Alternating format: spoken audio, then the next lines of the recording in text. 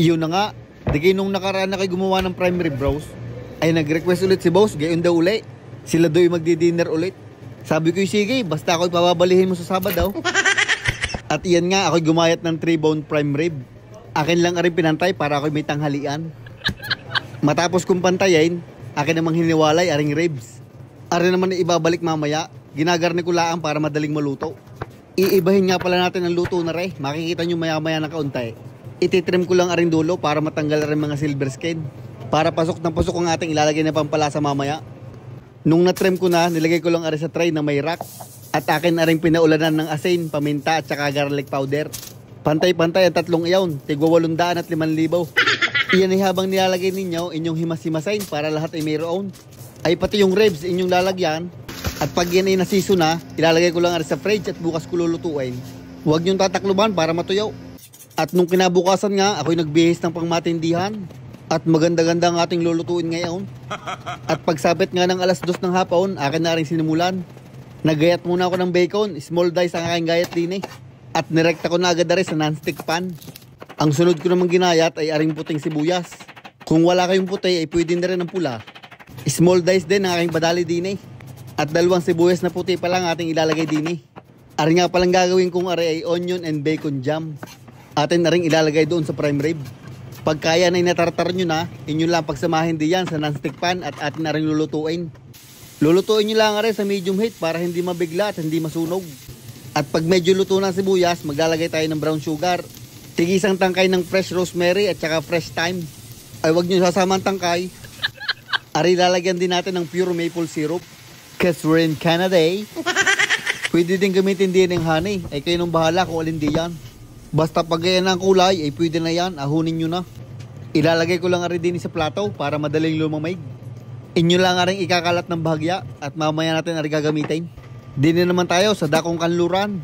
Naglagay lang ako ng kalahating butter dini sa food processor. Yan nga pala soft butter. Maglalagay din ako na rin ginawa kong confit garlic. Mayroon din na rin tigalawang tangkay na rin fresh rosemary at saka fresh thyme.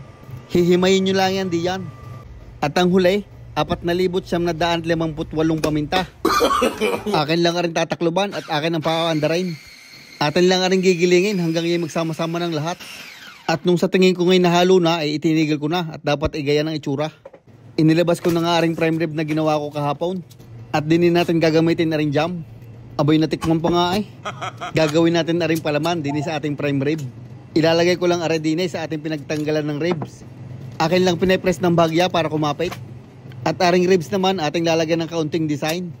Tatanggalan ko lang ng karne dun sa dulo ng ribs para lumitaw ang buto.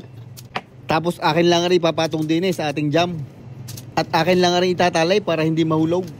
Aring aking taling ginagamit ay butcher twine. Nabibili are sa malapit na bilihan. Sa grocery store o kaya sa butcher shop merong garne. Ang una ko nga tinali din ay yung gitna. Tapos yung 2 tabihan. Tapos akin na rin itinayo. Sa tingin ko bagay kulang pantalay kaya dinagdagan ko sa gitna. At saka din sa may unahan para hindi makatakbaw. At para din secure na secure ang ating palaman. Yan, ayos na aray. Atin naman na rin lalagyan ng butter. Aray yung ginawa natin kaninang garlic and herbs butter. Ikokot ko lang aray din sa ibabaw ng prime rib bros. Kahit di lang sa ibabaw at yan naman ay matutunaw din. Digay para lang ako naglalagay ng frosting sa cake. Hindi na nga ako naglagay din sa tabihan. At nung nalagyan na rin ng butter, akin munang binuhat. At naglagay naman ako ng carrots, bawang at saka sibuyas din sa tray. Sabay pinatong ko na rin ating prime rib. Yun ay dagdag aroma din sa ating prime rib bros. Nilagay ko muna yun sa fridge ng mga 1 oras. At pagsapit ng 3:00, akin na uling nilabas. At itinuso ko na rin ating wireless meat thermometer. Sisiguraduhin nyo lang rin nasa gitna para tama ang luto. Dinin naman na rin isa-set up sa aking cellphone. May niredy ako din ng prime rib. Akin lang rin pipindutin at yan ay magsisimula na. Ang target natin din ay medium rare, 120 degrees Fahrenheit. Pag na-set na ang thermometer, atin na rin ipapasok sa oven. Ang temperature pala ng ating oven ay 250 degrees Fahrenheit. At pagkalipas nga ng 2 oras, akin muna rin hinango. Gawa ng kailangan ko ng kaunting drippings din sa ilalim para sa sauce. Ang tawag din ay au jus. Ari ang kanyang natural juice. Kaso'y kakaunting aking nakuha. Yain na. Atin ang ibabalik aring prime rib din sa ating oven. At din sa may pasilangan, ating lulutuin ng kanyang sauce o yung gravy. Yung natirang onion and bacon jam, akin lang ginisa. At nilagay ko na rin yung juice o yung auju. Ginisa ko lang saglit, tapos akin naman nilagyan ng red wine. Ang tawag naman din ay deglazing. Iintayin lang natin medyo matuyo yung wine. Tapos maglalagay na tayo ng beef stock. Dahil kakaunti yung ating nakuhang juice, ating dadamihan na rin beef stock. At nilagyan ko rin ng 400 na paminta, 200 asin, at saka kaunting tuyo.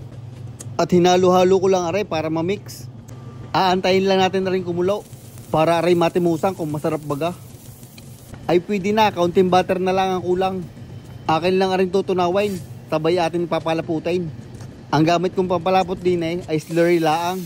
Pinagsamang cornstarch at saka tubig. At pag yan ay bumulak at lumapot na, ay pwede na yan. Yan ang ating magiging gravy. At para smooth ang ating gravy, atin na rin sasalain. Kung tutusin naman ay pwedeng hindi na gawa ng bacon lang naman at saka sibuyas ang buo-buo doon. Ay gagawa daw si boss ng mashed potato, ay gusto yung smooth ang gravy. Akin muna rin titikman bago ko itagaw. Abay ayos na, malinamnam. Bagay na bagay rin sa ating prime rib. Akin lang rin tinakpan ng clean wrap at nilagyan ko ng smiley face. Smile before you open.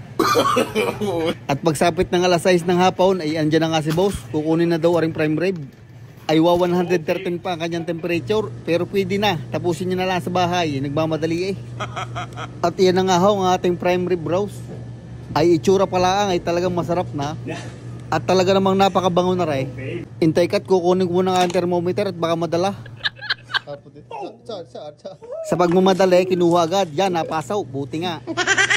At bago nyo kunin aray, akin muna rin binalot ng foil para sa'yo maluto pa at lalo lumambot ang karne. At yan, sige, lakad na ikaw. Quality na naman ang dinner ni boss. Ay babalihan kita sa Sabado. Shoutout nga pala kay Ralph Runulo, sa aking tiya Fehi Watig, kay Alanis from Israel, kay Jelmar Magdaong from Bicol, kay Monten Marich Tinma from Saudi Arabia, at sa pamilyang Otap. Maraming salamat sa inyong suporta.